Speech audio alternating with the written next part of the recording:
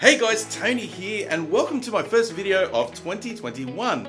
This video is going to be about some of the issues that I've got in my room. Basically, to cut a long story short, right in the center position of my seating, there seems to be a null when it comes to hearing and experiencing, feeling the LFE channels of any movie or TV show that I watch.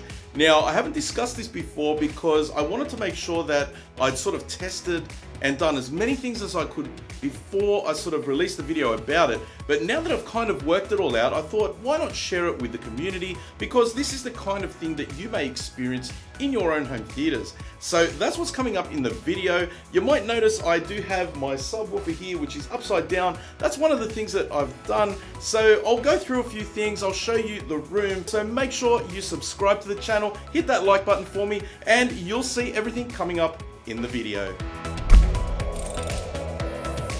Righto guys, so let's talk about some of the issues that I've got in this room. Now, I don't have any acoustic paneling just yet. I do have some on order and I'm working with Mick from Sydney HIFI in Mona Vale to get some of these panels and potentially a curtain for the side made up, but it's going to take some time. So the main issue that I've got is when I'm sitting in the middle seat, in the king's chair, in the main listening position, I just wasn't getting that big thud that you'd expect. Now, these subwoofers are very capable.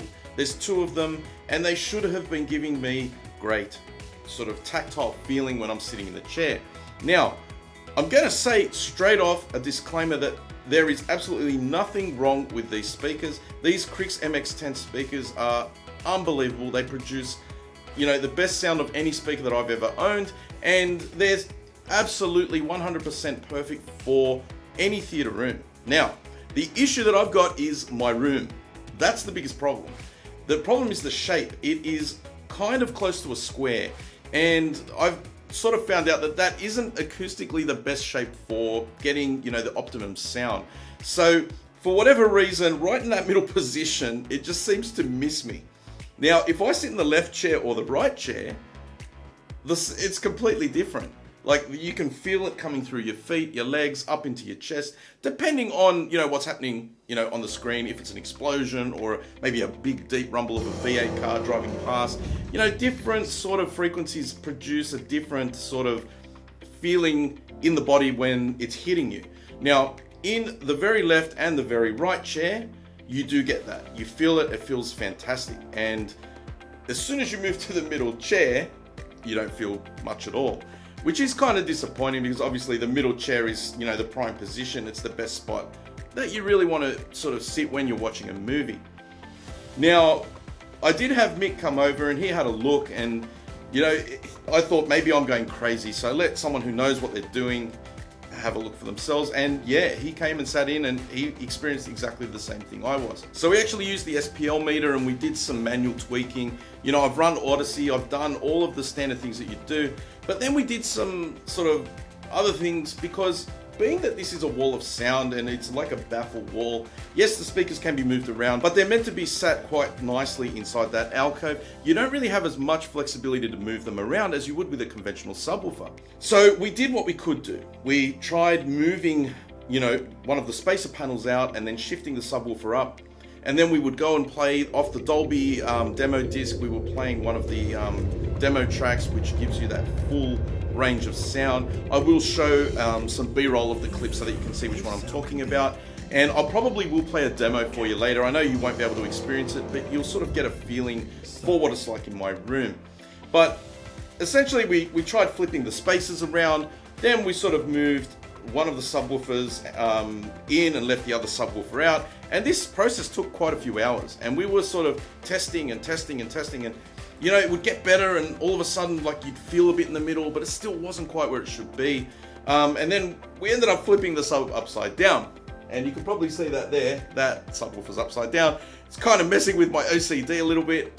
I know that some of the bigger MX series, like MX-30, MX-40, they actually do have the sub inverted, but obviously all the branding, the paneling, like the, you know, it's all done the right way around. So being that the screen is covering it, it's not going to bother me too much. And it leads me to something that I tried because I wasn't prepared to just leave it there.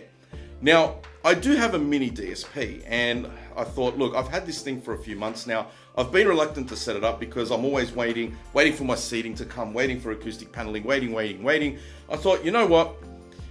I'm just going to try a third sub in this room. I mean, it's the only real thing that I can do additionally to what I've got, which I can see if it makes a notable difference. So I took one of my Klipsch subs, which was out in my living room theater, and obviously with a mini DSP, I've got the 2x4 HD, which allows you to connect up to 4 subwoofers. So I thought, right, let's get that hooked up. So I hooked it up in my rack. Now my Klipsch sub is a wireless sub. It's the Klipsch R12 SWi, which, you know, you can just plug it in and off you go. So I positioned the 12-inch subwoofer in the back left corner, where sort of went in my first version of this theater when I was trying to get all the you know, the LFE sort of stuff sorted. That is where I had that sub originally. So I thought, you know what, I'm going to put it back there. I'm going to see if it makes a difference. So I plugged it in. I didn't do any configuration in the mini DSP. I didn't do any kind of REW work. I just thought, I'm just going to plug it in. I'm going to leave the standard equalization that was done through when I originally did Odyssey, but I'm just going to add this third sub, you know, and let it do its thing and just see how it feels. Just plug it in. I don't want to do too much work. Just plug it in, sit in the middle chair and see how it goes. So I did that, and the difference was night and day. I mean, people will say, yeah, of course you add more subs, it's going to be better, and you can add as many subs as you like. But what that third sub did was just even out the bass, but also give me the solid thud that I was missing with just the 2 MX-10 subs. Now, they're also 12-inch subs, and they're great. Like I said, if you're sitting in one of the other seats, the sound unbelievable, the tactile feeling you get, they're very capable subwoofers. Now, again, talking about OCD, I am being a little OCD. Now, I'm not prepared to leave that Klipsch sub there. I've got a Krix theater. I want this to be known as a Krix theater, and all of my speakers must be Krix. So I've been saving on the side for an Electra amplifier, and I thought, you know what?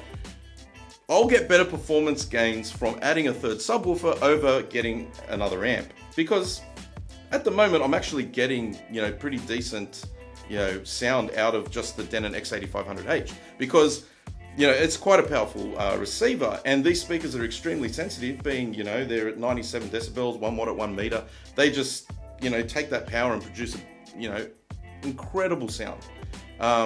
So I'm not too worried about getting the Electra amp before fixing some of the other issues in the room. So I thought, I'm going to try and see if I can get a Krix sub. So I spoke to Michael, and, you know, we sort of had a chat about the different options that were available. I also wanted something that would go probably a little bit lower, because these MX-10s are sort of, they are rated for going down to 25 Hertz in room response. So I thought I want something maybe a bit lower, because, you know, could be missing out a little bit. I don't know. I mean, I'm not a massive bass head, and, you know, when I'm sitting in those chairs, I actually feel like I'm watching a movie. It doesn't feel overpowering. It just feels like the right amount of feedback that I'm getting, you know, through the body, through the chest, through the legs, you know, in the chair. Like, it matches. There was a lot of coherence between what I was seeing on the screen and what I was feeling. So I thought, I don't want to go too crazy. But Michael recommended to me a sub that they have, which is actually very similar to these MX-10 subs, and that's the Volcanic Slim. And like these MX-10s, they're designed to go behind a wall and be quite snug. They're around 300 millimeters deep, around a foot deep. I don't know, it's about 12 inches, I would say, 12, 13 inches. And they're downward, their ports are underneath. So, you know, it's downward ported, so you don't have to worry about, you know, if you put it up against the wall, that, you know, you've got to leave some space behind it.